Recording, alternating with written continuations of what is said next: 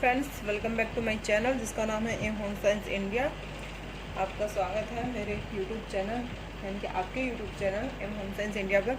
और आज हम बात करने वाले हैं अपने कढ़ाई से रिलेटेड बाकी टॉपिक्स की जो अभी रह गए थे। पहले पार्ट में हमने कश्मीरी का कसीदा, लखनऊ की चिकन करी, हिमाचल प्रदेश का चिम्बा और बंगाल का कांथा, ये टॉपिक हमने अपने क्लियर किए थे। और आज हम आगे की वीडियो में हम बात करेंगे अपने कर्नाटक की कसूती, पंजाब की फुलकारी और कच्छ की कढ़ाई के बारे में।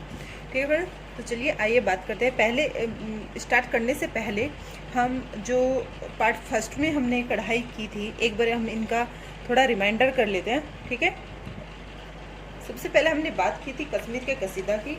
और जो कश्मीर का कसीदा होता है वो बहुत ही मुलायम होता है और जो इसका रंग होता है वो सफ़ेद, हरा, बैंगनी, नीला, पीला, काला और कश्मीरी होता है। और जो कश्मीरी की कढ़ाई है उसमें सबसे फेमस जो कपड़ा है वो कश्मीरी सोल है। ठीक है, कश्मीरी सोल इसमें सबसे ज़्यादा फेमस है। इसके जो डिज़ाइन है वो ज़्यादातर प्रकृति से लिए गए हैं। और इसका जो कपड़ा है, कपड़ा किस कपड़े पे ये बनाया जाता है, ये रेशम, कपास और ऊन के सभी कपड़ों पे बनाया जाता है। ठीक है, आगे बात करते हैं हम लखनऊ की चिकन करी की। तो जो लखनऊ की चिकन करी है वो सफ़ेद कपड़े पर होती है, सफ़ेद कपड़े पर सफ़ेद धागे से बनाई जाती है। लेकिन जो आज जो नई पीढ़ी आई हुई है एम्ब्रॉयडरी से रिलेटेड जो वर्क करती है वो अलग अलग रंगों का भी प्रयोग करने लगी है। इसके लिए जो कपड़ा है वो सादे सफ़ेद कपड़े पे बनाया जाता है। और उसके लिए जो टाँके हैं, टाँके में हमने आपके दो तरह का काम बताया था। एक तो समतल शैली बताई थी और दूसरी बताई थी उभरी गांठों वाली शैली। और इसके चार मुख्य टाँके होते हैं। एक होता है आपका तेपची, खतवा, बखिया, मुर्री और जाली, ये आपके मुख्य टाँके होते हैं। नेक्स्ट बात करते हैं हम अपने हिमाचल प्रदेश के चंबा रुमाल की। ये एक हिमाचल प्रदेश का हिस्सा है और इसके दो प्रकार होते हैं, एक तो चित्रों की पहाड़ी शैली और दूसरा लोक शैली। इसमें आपको भारतीय पारंपरिक कथाओं, है ना, भारतीय पारंपरिक कथाओं और महाभारत से रिलेटेड डिज़ाइन इसमें मिलते हैं। और इसका जो कपड़ा होता है वो महीन सूती कपड़ा होता है, क्रीम रंग का कपड़ा होता है। और जो इसके टाँके होते हैं वो डबल साटिन स्टिच के बने होते हैं। नेक्स्ट आपकी बात करते हैं बंगाल के कांथे की। जो बंगाल का कांथा है इसमें आपका ये एक लोक कला है और लोक कला के आधार पर ही इसका जो वेस्ट मटेरियल होता है, जो अपशिष्ट होते हैं, अपशिष्ट उपयोग करके, सामग्रियों का उपयोग करके इसको बनाया जाता है। इसीलिए इसे उम्र की कला के नाम से भी जाना जाता है। और इसको बनाने में 6 महीने से 1 वर्ष तक का टाइम इसमें लगता है।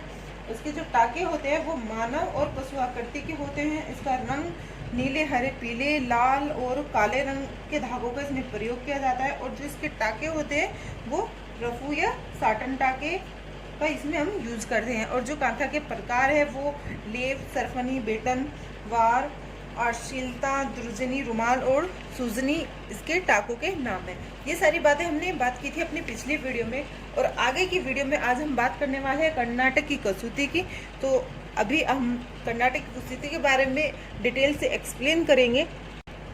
कर्नाटक की कसूती कर्नाटक राज्य से ली गई है। ठीक है, कर्नाटक में और भी बहुत सारी कढ़ाई होती है, एम्ब्रॉयडरी होती है, लेकिन कसूती इसमें ज़्यादा फेमस है। और कसूती का जो अर्थ होता है वो होता है कढ़ाई।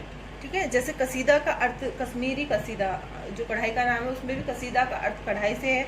और यहाँ कन्नड़ भाषा में कसूती शब्द का अर्थ कढ़ाई से है। ठीक है, और जो ये कढ़ाई है ये घरेलू कढ़ाई है और इनका जो प्रयोग करते हैं वो केवल महिला और बच्चों के कपड़ों पर इनका हम प्रयोग करते हैं। ठीक है, इसमें आपको बताया गया है कि किस तरीके से कन्नड़ की जो भाषा है, कन्नड़ की भाषा में कसूती को कढ़ाई कहा गया है। और जो इसका इस्तेमाल करते हैं वो महिला द्वारा अपने निजी इस्तेमाल के लिए करते हैं। ठीक है, और हिंदी में कसीदा का मतलब कढ़ाई बताया गया है, जबकि कन्नड़ भाषा में कसूती को इसके कसीदा के समकक्ष इसके माना गया है। कसूती को इसके समकक्ष माना गया है। कसूती के सिर्फ 5 कपड़े बनाए जाते हैं। 5 कपड़े बोल सकते हैं आप, या वस्त्र बोल सकते हैं कि 5 वस्त्र बनाए गए हैं, जिसमें कुचनी, कुंची यानी कि बोनट या टोपी से बोलते हैं। ठीक है, हिंदी का जो शुद्ध इसका रूप है उसको हम टोपी बोलते हैं, या लहंगा बोल सकते हैं आप, लहंगा, लहंगा को आप इंग्लिश वर्जन में आप इसको स्कर्ट बोल सकते हैं, ठीक है। सरारा बोल सकते हैं, सरारा, सरारे को आप साड़ी भी बोल सकते हैं।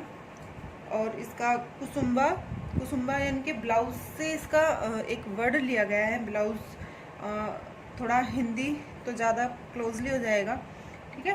कुसुम्बी, कुसुम्बा इसको बोलते हैं, कुसुम्बा ब्लाउज या चोली, ठीक है। ये इसका मेन वर्ड है।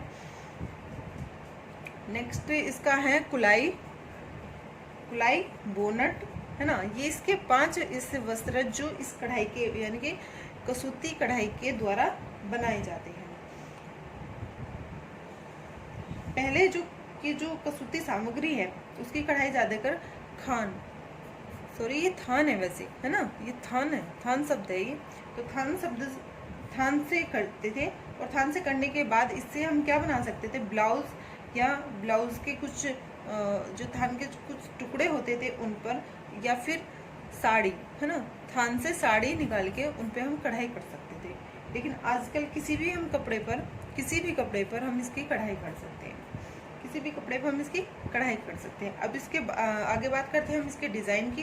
तो जो इसकी डिज़ाइन है वो मंदिर के वास्तुकला, या फिर दक्षिण भारत के गोपुरम, दक्षिण भारत का जो गोपुरम मंदिर है उसके थोड़े डिज़ाइन इनसे मिलते हैं। और पशु पक्षी में इसका तोता, मोर, हंस और कमल का जो फूल है, रथ और पालकी, गिलहरी, और जो पक्षियों की आकृति है वो इसमें आम डिज़ाइन होते हैं, ठीक है। इसके आम डिज़ाइन होते थे। लेकिन जो रूपांकन के तौर पर या डिज़ाइन के तौर पर ज़्यादा यूज़ किए जाते थे, ज़्यादा इनका प्रयोग होता था, वो बैल, हाथी और हिरण आदि पशुओं का यूज होता था। लेकिन क्या है कि इसमें कभी कभी शेर और बाघ, यानी कि शेर और बाघ यानी कि चीता, बाघ और चीते के डिज़ाइन भी हमें देखने को मिलते हैं। लेकिन इसमें जो इम्पोर्टेंट है वो है कि बिल्ली और कुत्ते के, बिल्ली और कुत्ते के डिज़ाइन नहीं मिलते हैं, है ना। बिल्ली और कुत्ते के डिज़ाइन कभी नहीं आपको देखने को इसमें मिलेंगे। तो क्वेश्चंस भी आ सकते हैं कि कसूती की कढ़ाई में किन डिज़ाइनों का प्रयोग नहीं होता है, या किन किन डिज़ाइनों का प्रयोग होता है। इन सारे डिज़ाइनों का आपको नाम दे दिए जाएंगे और फिर आपसे क्वेश्चन पूछा जा सकता है, ठीक है मैम। और सबसे ज़्यादा जो पुष्पों की हम बात करें, फूलों, फ्लावर्स की अगर हम बात करें, तो सबसे ज़्यादा फ्लावर्स में आपको लोटस, लोटस का फूल यानी कि कमल का फूल का इसमें हम यूज़ करते हैं, ओके। आगे बात करते हैं कि इसमें प्रयोग होने वाले टाके, यानी कि किन टाकों से हम इनका यूज़ करते हैं। इसमें सरल टाके होते हैं, और कसूती में जो सबसे ज़्यादा टाके हम यूज़ करते हैं वो 4 प्रकार के होते हैं, गवंती, मुर्गी, नेगी और मेथी। जो गवंती टाके होते हैं वो एक पंक्ति के और दोहरी स्टिच वाले होते हैं, वो एक पंक्ति के होते हैं और दोहरी स्टिच वाले होते हैं, ठीक है फ्रेंड्स, दोहरी स्टिच वाले होते हैं। और इसका जो नाम है वो गोमांती के नाम पे पड़ा है। इसका जो नाम है वो गोमांती के नाम पर इसका नाम पड़ा है, जिसका कन्नड़ भाषा में, ठीक है, इसका कन्नड़ भाषा में जो अर्थ होता है वो होता है एक गांठ। गवंती का अर्थ होता है एक गांठ। नेक्स्ट बात करते हैं मुर्गी की। मुर्गी यानी कि एक पीढ़ी के पायदान जैसे प्रतीत होती है, जैसे टाके आगे पीछे चलते हैं ना, टाके आगे पीछे चलते हैं इसमें। नेगी, नेगी एक साधारण टाका है, या आप बोल सकते हैं कि ये एक रनिंग टाका है, रनिंग टाका, और एक रफू टाका है। रफू टाका सबसे ज़्यादा यूज होता है कढ़ाइयों में। इसमें एक बुनी हुई डिज़ाइन होती है, जो डिज़ाइन बुनाई के नमूने जैसी दिखती है, और इसका जो पार्ट होता है, यानी कि जो आगे और पीछे का जो पार्ट होता है वो एक समान होता है, यानी कि इक्वल होता है दोनों तरफ से। अगर आप देखोगे तो दोनों तरफ से आपको ये समान दिखाई देता है, ठीक है। एक होता है आपका मेथी। मेथी साधारण क्रॉस स्टिच, इसमें सिंपल क्रॉस स्टिच का आप यूज़ करते हैं, ठीक है, सिंपल क्रॉस स्टिच का इसमें आप यूज़ करते हैं। और जो इसका धागा है, धागे में कोहिनूर और एंकर के धागे जो मतलब नेचुरली शुद्ध मजबूत होते हैं, और शुद्ध रेशमी धागे और चटक रंग के जो चटक रंग किससे आता है, जब हम फिनिशिंग करते हैं, मर्सराइज करते हैं कपड़ों को भी, अगर हम मर्सराइज करते हैं तो उनमें चमक आ जाती है। इसी तरीके से धागे में भी चमक लाने के लिए मर्सराइज करते हैं और ये कढ़ाई के लिए उपयोगी होते हैं। आमतौर पर एक सूत का धागा लिया जाता है, जैसे कि इकहरा भी आप बोल सकते हो इसका, इकहरा धागा। इकहरे धागे से आप इसकी कढ़ाई करते हैं। जैसे सिंगल और डबल धागा होता है, तो सिंगल धागे से आप इसकी शुरुआत करते हैं। और काम की शुरुआत है ना, या तो जब आप काम शुरू करोगे किसी भी आप चीज़ को या डिज़ाइन को, जैसे आप बनाते हो, कोई भी आप डिज़ाइन बनाते हो, तो उसकी या तो शुरुआत में या फिर लास्ट में धागे में आप गांठ नहीं लगाते। आप बिना धागे में गांठ लगाए ही इस कढ़ाई का यूज़ करते हो। नेक्स्ट बात करते हैं हम इसकी रंग की, कि किन किन रंगों का इसमें प्रयोग होता है। तो कसीदे के लिए सबसे ज़्यादा काले और काले रंग की पृष्ठभूमि, जैसे नारंगी, हरे, बैंगनी, लाल और सफ़ेद रंग का इस्तेमाल किया जाता है। इसी तरीके से अब बात करते हैं हम इसके कपड़े की। तो जो कपड़े में इसके हम बना सकते हैं साड़ी के तकिया के गिलाफ, दरवाजे के पर्दे, मेजपोश, और आपका बन सकता है मेजपोश बन सकता है, और साड़ी बन सकती है, और कुछ इस तरीके के मेजपोश कवर बना सकते हैं। ठीक है, तो ये सारी बात थी आपकी कर्नाटक की कसूती। अब नेक्स्ट बात करते हैं हम अपने पंजाब की फुलकारी की। ये पंजाब की जो फुलकारी है, ये पंजाब स्टेट से ली गई कढ़ाई है। पंजाब स्टेट में इस कढ़ाई का बहुत ज़्यादा प्रचलन है। और फुलकारी का जो शाब्दिक अर्थ है वो है फूलों की कला। फूलों की कला से इसको लिया गया है। ठीक है फ्रेंड्स, फूलों की कला इसको लिया गया है। और इसके पीछे एक परंपरागत रीति रिवाज से ये जुड़ी हुई है। इसमें माना जाता है कि ये एक विवाह यानी कि दहेज का एक महत्वपूर्ण भाग है, जो एक लड़की की तरफ से, तो लड़की की तरफ से यानी कि लड़की की जो माँ होती है, ये जब उसकी शादी तय हो जाती है, तो शादी तय होने पर एक पवित्र अनुष्ठान करते हैं।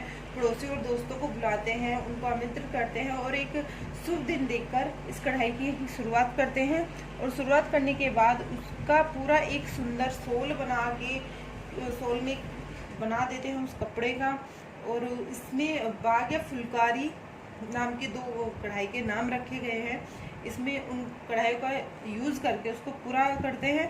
और ये जो कढ़ाई है, ये मतलब मातृ प्रेम कढ़ाई को बताता है या दिखाता है, या उसके अंदर के प्यार को दर्शाता है। तो इस तरीके से इस कढ़ाई का जो संबंध है वो मातृ प्रेम से इसका संबंध रखा गया है। और इसके लिए जो कपड़ा यूज़ होता है ना फ्रेंड्स, इसके लिए जो कपड़ा यूज़ होता है वो काफ़ी हद तक एक खद्दर का कपड़ा यूज़ होता है। और खद्दर का कपड़ा यूज़ किया जाता है क्योंकि ये हाथ से काती और हाथ से बुनी गई सामग्री होती है। और खद्दर के जो कपड़े का रंग होता है वो ज़्यादातर लाल, सफ़ेद, नीला और काला होता है। इसमें खद्दर के कपड़े का यूज़ किया जाता है। और खद्दर के कपड़े का जो रंग है उसका रंग ज़्यादातर क्या होता है, लाल होता है, सफ़ेद होता है, नीला होता है और काला होता है। बात करते हैं अब इसके धागे की। इसमें किस किस्म के धागा का प्रयोग किया जाता है। तो इसमें शुद्ध रेशमी धागे का प्रयोग किया जाता है, जो बिना बटा हुआ रेशमी लच्छा होता है। और इसे हम पेट कहते हैं क्योंकि ये एक बिना बटा हुआ एक रेशमी लच्छा होता है। उसमें कोई ऐठन नहीं होती, उसका कोई धागा नहीं बनाया हुआ होता है, वो पूरा का पूरा बिना बटा हुआ धागा होता है। उसी से इस कढ़ाई को हम करते हैं। फुलकारी के काम के लिए 5 रंगों का हम यूज करते हैं। 5 रंग कौन कौन से हैं? पीला, हरा, सफ़ेद, लाल, नारंगी। ठीक है, और इन सफ़ेद 5 रंगों को हम लच्छे भी बोल सकते हैं या पेट भी बोल सकते हैं। ठीक है, ये आपके 5 रंग्स हैं। इसमें हम इन 5 रंगों का हम यूज़ करते हैं। 5 रंगों को मिलाकर हम इन्हें बना सकते हैं, बहुत अच्छे कलर से इनको डिज़ाइन दे सकते हैं। और आगे बात करते हैं हम इसके डिज़ाइन की, कि कौन कौन से हम डिज़ाइन इसमें यूज़ करते हैं। तो डिज़ाइन का प्रयोग जो 2 तरीके से होता है, क्षैतिज और ऊर्ध्व और विकर्ण टाके ज्यामिति पैटर्न पर हम इसको बनाते हैं। ज्यामिति पैटर्न पर इसलिए बनाते हैं क्योंकि जो इसकी कढ़ाई होती है वो मतलब धागों को काउंट करके, धागे की जो धागा होता है, जो कपड़ा होता है, उसको काउंट करने से हम इसको बनाते हैं। यानी कि 3 धागे अगर ऊपर लिए हैं तो 3 धागे ही हम उसमें नीचे लेते हैं। इस तरीके से हम इसको डिजाइन कर सकते हैं। और नेक्स्ट आगे हम बात करते हैं हम इसके टाकों की, कौन कौन से टाके इसमें यूज होते हैं। तो इसमें यूज होने वाले जो टाके हैं वह फुलकारी में रफू के लंबे और छोटे टाकों का इसमें यूज होता है। लंबे और छोटे टाकों का इसमें यूज किया जाता है। जिसमें कढ़ाई का एक अनूठा तरीका है, उसका जो पूरी तरीके से जो कपड़े का जो उल्टा पक्ष बनाया जाता है, वो उसमें ना तो हम डिज़ाइन तैयार करते और ना ही उसको हम ट्रेस करते हैं। यानी कि हम पूरी तरीके से उस डिज़ाइन को सिर्फ धागे को काउंट करके ही हम उसे बना सकते हैं। उसको हम ना तो कोई ट्रेस करते हैं और ना ही उस पर पहले से ही कोई डिज़ाइन तैयार करते हैं। ठीक है।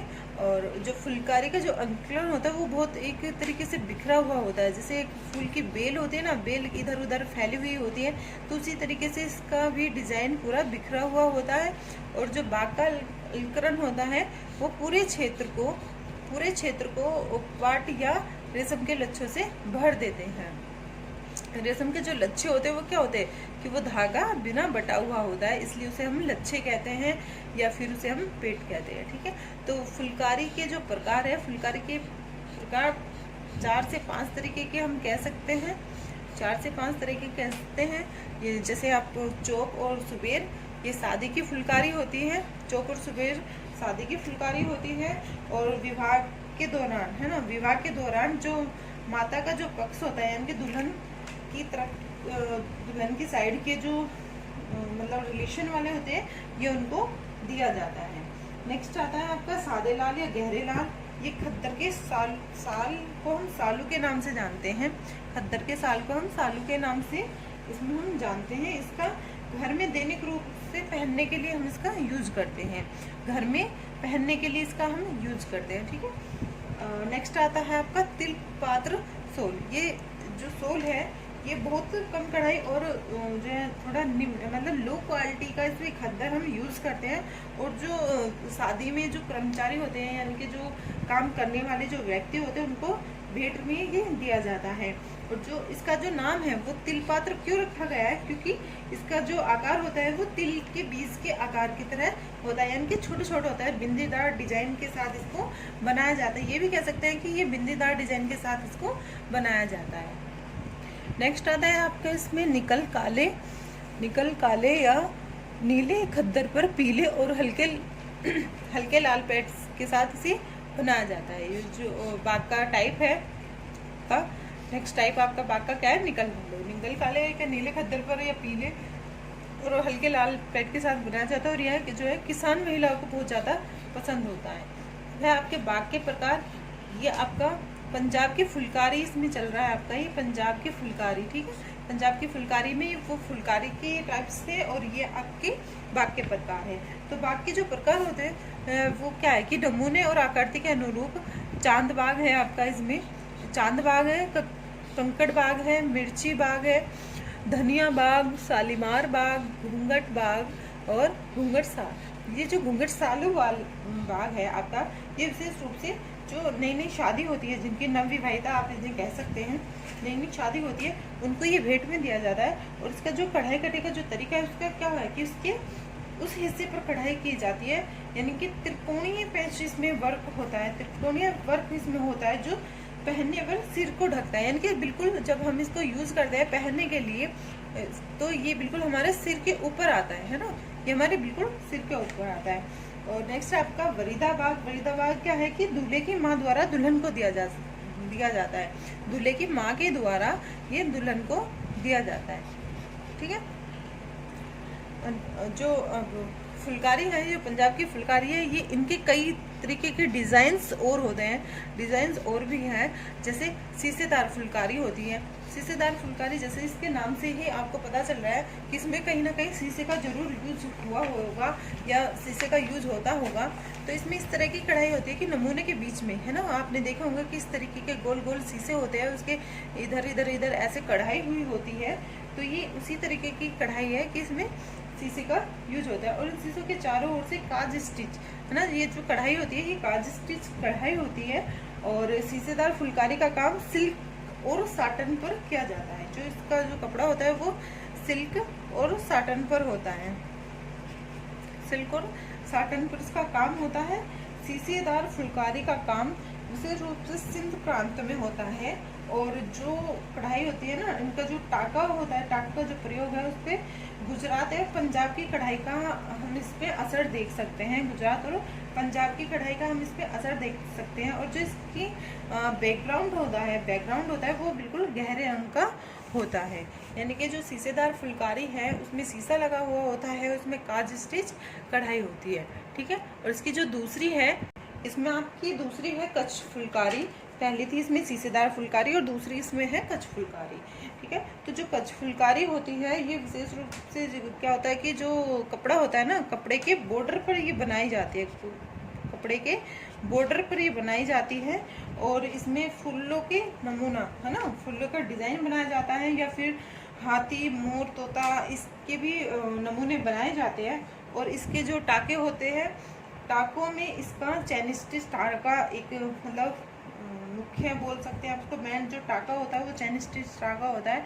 और इसके साथ साथ चैन स्टिच टाके के साथ साथ हेरिंग बोन स्टिच भी इसके बॉर्डर में बनाई जाती है। और जो पंजाब की फुलकारी होती है ये दोबारा से बोल सकते हैं कि अपने एक पीक टाइम पे है, यानी कि पीक पे आ रही है, दोबारा से लोग इसे पसंद कर रहे हैं। पहले तो शायद धीरे धीरे इसका जो है काम बंद हो गया था, या लोग दूसरी कढ़ाइयों को या दूसरी तरीके की वो पसंद करने लगे थे, लेकिन अब दोबारा से लोग इसे पसंद कर रहे हैं।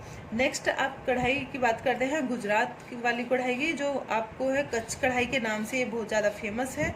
कच्छ कढ़ाई कहाँ होती है? गुजरात में होती है, क्योंकि गुजरात के चरम पश्चिमी कोने में स्थित है कच्छ, ठीक है। गुजरात के चरम पश्चिमी कोने में स्थित है कच्छ। और जो ये सबसे महत्वपूर्ण कच्छ चिकनकारी का प्रतिनिधित्व कौन करता है? मोचिया, यानी कि ये एक मतलब जनजाति के नाम से भी आप समझ सकते हैं कि जो मोची होते हैं ये उनसे ये वर्ड लिया गया है। मोचिया, कन्बिया भी एक जनजाति है, अहीर जनजाति है, और रबिया भी एक जनजाति ही है, ठीक है। कच्छ कढ़ाई ज़्यादातर ग्रामीण क्षेत्र में की जाती थी, क्योंकि इसका जो उपयोग करते हैं वो साज सामान के लिए करते हैं और घाघरा चोली के लिए करते हैं। और दरवाजे के जो पर्दे होते हैं, जो दरवाजे पर डिज़ाइंस आप बनाकर टांगते हैं, ये उनसे संबंधित होते हैं। व्यक्तित्व कपड़ों के द्वारा भी आप इसको समझ सकते हैं कि व्यक्तित्व को निखारने के लिए इन कढ़ाइयों का हम प्रयोग करते हैं, या इनको हम ज़्यादा से ज़्यादा यूज करते हैं। अब बात करते हैं हम कच्छ के प्रकार की। जो कच्छ के प्रकार है, कच्छ की कढ़ाई के प्रकार है, वह एक मोची भरत है, कनवी भरत, अहीर और रावरी। अभी इनके बारे में हमने बात की थी। कच्छ की जो कढ़ाई होती है, कच्छ की कढ़ाई को हम कानवी भी कहते हैं, कनवी भी हम कहते हैं कच्छ की कढ़ाई को। क्वेश्चन आपसे पूछा जा सकता है कि किस कढ़ाई को कनवी के नाम से जाना जाता है, या कनवी किस कढ़ाई को कहते हैं, इस तरीके के आपसे क्वेश्चन पूछे जा सकते हैं। बात करते हैं मोची भरत की। जो मोची भरत है वो कच्छ कढ़ाई का एक प्रकार है। कच्छ के सुई के काम को बहुत ज़्यादा पसंद किया जाता है और इसे मोची के रूप में जाना जाता है, यानी कि जिस तरीके से मोची एक सुई से पूरा चप्पल या जूते को बनाकर तैयार कर देता है, ठीक इसी तरीके से इस कढ़ाई में भी सिर्फ एक सुई का यूज होता है। और जो ये सुई होती है इसको हम अरी के नाम से जानते हैं, ठीक है। इसकी सुई को हम अरी के नाम से भी जानते हैं, ठीक है। और इसमें जो टाकों का जिनका हम यूज़ करते हैं वो साटन टाके होते हैं और चैन स्टिच टाके होते हैं। टाकों का हम इनमें ज़्यादा चैन स्टिच टाकों का यूज़ करते हैं कच्छ की कढ़ाई में। सेकंड आपका आता है कनवी भारत। कनवी भारत एक किसान समुदाय से संबंध रखता है और जो अपने धीरज या सहनशील काम के लिए जाना जाता है, ठीक है। धीरज या सहनशील काम के लिए जाना जाता है। और इसमें जो धागा होता है, धागा किस तरह का यूज होता है, वो सूती धागा हम इसमें प्रयोग करते हैं, सूती धागे का हम इसमें यूज़ करते हैं। उसमें जो कनबी भरत होता है, कनबी भरत में हम रफू टाके का यूज़ करते हैं, और जो हमारा मोची भरत होता है, मोची भरत में हम इस अपने चैन स्टिच टाके का यूज़ करते हैं। कनबी भरत में हम अपने जो रंगों का यूज़ करते हैं वो भगवा पीले रंग का यूज़ करते हैं। सफ़ेद का जो रंग यूज़ करते हैं वो मूल रंग में, यानी कि जो मेन इसका कलर लिया गया है वो सफ़ेद है। और हरे और बैंगनी रंग का जो यूज़ करते हैं वो हम कभी कभी करते हैं, मतलब हमेशा जो हम यूज़ करते हैं वो हम भगवा पीले रंग का यूज़ करेंगे या फिर सफ़ेद रंग का यूज़ करेंगे। और जो इसके डिज़ाइंस होते हैं वो डिज़ाइंस होते हैं जैसे तोता हुआ, यानी कि पक्षियों में तोते का डिज़ाइन का यूज़ करते हैं। फूलों में हम सूरजमुखी के फूल का यूज़ करते हैं, और पेड़ पौधों में हम आम की कोपलों का, लताओं का और कैक्टस के फूलों का हम प्रयोग करते हैं। नेक्स्ट बात करते हैं हम अपने अहीर की। तो अहीर में क्या है कि ये एक सौराष्ट्र का जो प्राचीन किसान समुदाय है, ये इससे संबंध रखता है या उसका एक हिस्सा है।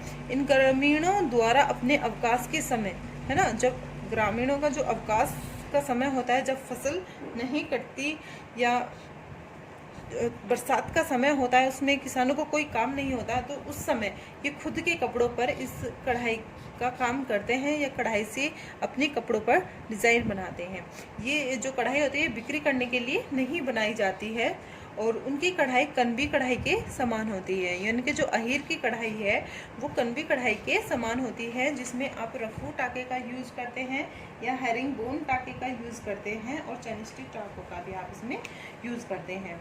और ये एक अरी के समान या क्रोशिया के समान झुकी हुई सुई का हम इसमें यूज़ करते हैं, और जो इसके डिज़ाइन होते हैं वो बड़े बड़े होते हैं या फिर समतल होते हैं, और ये बहुत ही महीन और नाजुक काम होता है। इसमें बहुत ज़्यादा महीन और नाजुक काम इसमें होता है। और नेक्स्ट आता है आपका रबारी। रबारी क्या है, एक यायावर जनजाति है, जो जनजाति के नाम से एक कढ़ाई का नाम दिया गया है यहाँ पे। और कढ़ाई की जो शैली होती है अहीरों की तुलना में काफ़ी कम है, यानी कि जो आपकी अहीर कढ़ाई है अहीरों की तुलना में ये काफ़ी अलग है, अलग ढंग से इसका वर्क होता है, क्योंकि यह आमतौर पर लाल रंग की गहरी, है ना, लाल रंग की एक गहरे इसका बैकग्राउंड होता है, और हल्के रंग के धागों से इसका हम बनाते हैं, यानी कि गहरे रंग का बैकग्राउंड होता है और हल्के रंग के धागों से हम इसे बनाते हैं। और टाकों को स्पष्ट करने के लिए या ज़्यादा से ज़्यादा आप इसको प्रभावी या इफेक्टिव करने के लिए इस पर पैच वर्क का आप काम करते हैं, और रंगीन और जो नमूने होते हैं वो कपड़ों को अलग अलग आकार के काट कर फिर इसको एक सादे रंग की पृष्ठभूमि पर इसको सिला जाता है। जैसे अब इसका जो वर्क होता है वो इस पर होता है, या तो छतरियों पर होता है, दीवार की जो सजावट होती है उसके लिए करते हैं, या घर में इस्तेमाल करने वाली वस्तुओं पर हम इन पे बनाते हैं। लेकिन क्या करते हैं कि कपड़ों पर इसका हम कोई यूज़ नहीं करते, यानी कि इनका जो यूज़ हम पहनने के कपड़ों के लिए हम इनका नहीं करते। और रबारी की जो कढ़ाई होती है उसमें हम ज़्यादा से ज़्यादा डबल क्रॉस स्टिच का हम प्रयोग करते हैं, और इसका ज़्यादा से ज़्यादा जो हम कढ़ाई करते हैं वो किनारी पर हम इसका प्रयोग करते हैं। तो ये थी फ्रेंड्स आपकी सारी जितनी भी मतलब मेन जो कढ़ाई के टाके थे या एम्ब्रॉयडरी थी जो मेन थी आपके सिलेबस में आने वाली है यूजीसी नेट के एग्ज़ाम में, टीजीटी पीजीटी में, या और भी जो हमसे इनसे रिलेटेड होते हैं उन सभी में इनसे रिलेटेड क्वेश्चन आएंगे। और क्वेश्चंस को आप मेरे साथ शेयर भी कर सकते हो अपने एग्ज़ाम को क्लियर करने के बाद, यानी कि एग्ज़ाम को जब आप अटेंड कर लोगे उसके बाद 5 नवंबर में आपका एग्ज़ाम में, तो उसके बाद आप आके मेरी वीडियो पे कमेंट करके मुझे बता सकते हैं कि कितने क्वेश्चंस आपके आए हैं इस वीडियो से रिलेटेड, और कितने आपको किन किन प्रॉब्लम्स आपको हुई है, या फिर आपने इजीली सभी क्वेश्चंस का जो इस वीडियो से रिलेटेड आपके क्वेश्चन आए आपने उनका आंसर दे दिया है मेरी वीडियो को देखने के बाद। ये मेरा टेलीग्राम चैनल है, आप मेरे टेलीग्राम को भी ज्वाइन कर सकते हैं। इसमें आपको मिलेगा पीडीएफ और सब्जेक्ट से रिलेटेड कंटेंट, और डेली का आपका इसमें क्विज होता है, वो होता है आपका डेली 10 PM आपका डेली क्विज होता है। क्विज को आप ज्वाइन कर सकते हैं, जिसमें हम कराते हैं अपने प्रीवियस ईयर के क्वेश्चन का डिस्कशन। ठीक है फ्रेंड्स, आपको मेरी वीडियो अच्छी लगे तो शेयर कीजिए, सब्सक्राइब कीजिए और कमेंट जरूर दीजिए। Thank you.